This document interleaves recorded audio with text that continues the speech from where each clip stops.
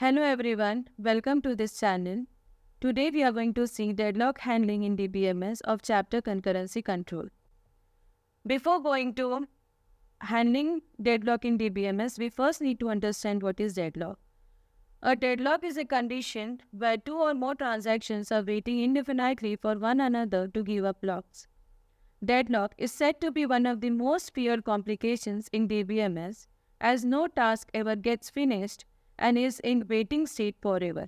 Okay, so basically what is deadlock? Deadlock is a situation when none of the transaction can be finished, okay, with its task. Every transaction is waiting for the other transaction to release the law, right?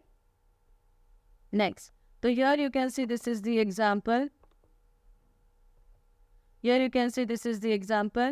In this student table, transaction T1 holds a lock on some rows and needs to update some rows in the grade table. To see here, in this diagram, you can see this is what transaction T1. Transaction T1 holds a lock on the table student. मतलब T1 के पास already student table है, right? अब T1 क्या कर रहा है? It needs to update some rows in the grade table. Okay. T1 को क्या चाहिए? It wants a lock again on the table grade to do some modification, right? And here simultaneously we can say T2 holds lock on some rows in the grade table. This transaction T2 is having a lock on the table grade. Okay, that means what grade table किसके पास है? It is with transaction T2. Now T2 needs to update some rows in the student table as well. Okay, and this student table is held with who? It is held with T1. It is held with T1, right? T1 is requesting for grade table and T2 is requesting for student table, which is already acquired by T1, and this grade table is already acquired by T2. Both the transactions are waiting for each other, then this is what deadlocking DBMS. Methods for handling deadlock. There are two methods for dealing with deadlock problems. Very first one is what deadlock detection and deadlock recovery. Next one is what deadlock prevention. Let's see this one by one.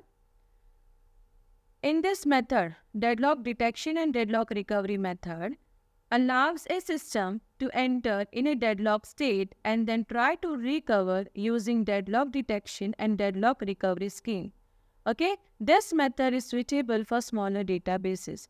So basically this method of deadlock handling in DBMS is going to allow a system or the schedule to enter into a deadlock state.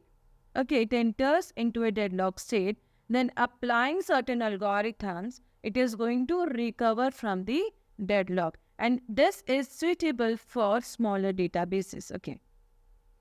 Following are the requirements for deadlock detection and recovery. Okay. Very first thing is what? System must keep information about the current allocation of the data item to the transactions as well as many outstanding data item requests. Okay.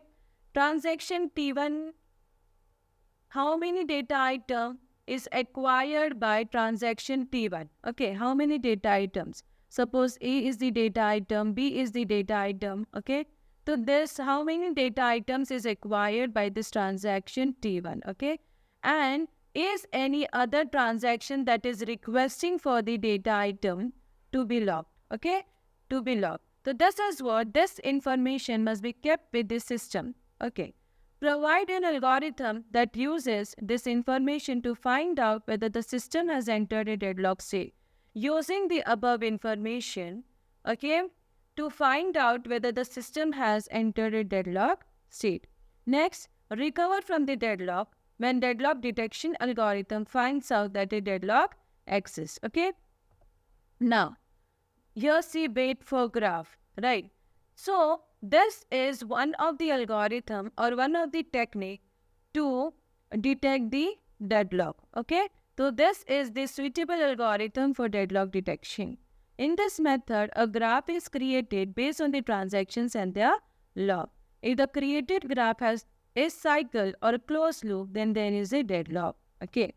Now, This graph consists of a pair G is equal to V, E, where V is a set of vertices and E is a set of edges. Okay.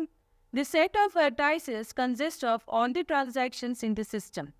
Each element in the set E is the edge from Ti to Tj.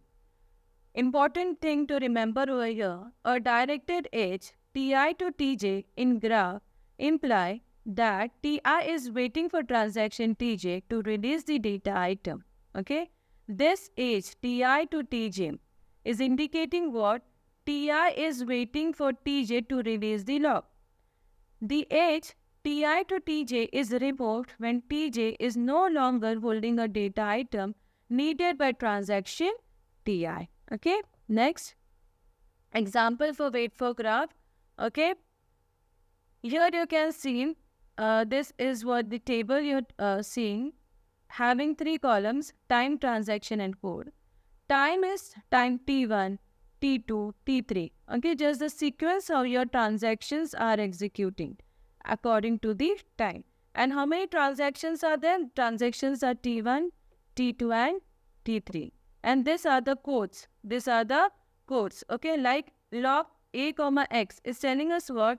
Exclusive lock on the data item A is acquired by transaction T1. Likewise, here, shared log on data item B is acquired by transaction T2. This entire table I have transferred into this table. You can see this schedule over here. I have written the transactions up over here, T1, T2, T3. Since in this table I am having 3 transactions, just I have transferred that table into this table. T1, T2, T3. And this code, lock A, X, I have written like this. Exclusive lock on A. Likewise, shared lock on B. This is coming at time T1, that's why I have written here. And this is coming at time T2, that's why I have written here. Again, this is at time T3. This is at time T4, likewise T5, T6 and T7. Okay. Now, here, draw a wait for graph for the above schedule. We are going to draw a wait for graph for this schedule. Let's see how we are going to do this. So here, see, first step is what? We need to write all the vertices, that is all the transactions, those are present into a schedule, T1, T2 and T3. Okay. Now see here, at time T1, very first thing is here, at time T1, who is performing exclusive lock on A? Transaction T1 is performing exclusive lock on A. Let's go at time T2, this is SB, shared lock B. No need to look here, then here, at time T3, here you can see it is shared lock on data item A, right? But this data item A is already locked by whom? Transaction T1. Here you can see transaction T1 has already locked the data item A. That's why the arrow is from T3 to T1 for data item A. So here you can see T3 to T1 for data item A. Okay. Next see, here at time T4, exclusive lock on data item C is acquired by transaction T1. Let's go ahead and see exclusive lock on data item D is acquired by transaction T2. Okay, now next. It shared lock on D. This shared lock on D is requested by transaction T1, but this is already with transaction T2. That's why T1 is waiting for T2. The arrow is free from T1 to T2. So here you can see the arrow is from T1 to T2 for data item D. Okay. Likewise, here also you can see this is what? Shared lock request on the data item C. But this is already locked by transaction T1 in an exclusive mode. Right? In an exclusive mode. That's why T2 is waiting for T1 to release the lock that is acquired on the data item C. So here you can see C. Right?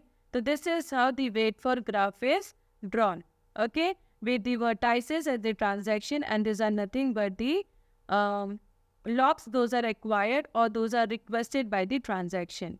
So here you can see T1 is waiting for T2 to release the data item D, and T2 is waiting for T1 to release the data item C. Here both the transaction T1 and T2 are waiting for each other. Therefore, here we can say there is a cycle between transaction T1 and T2, hence there is a deadlock. Thank you for watching this video.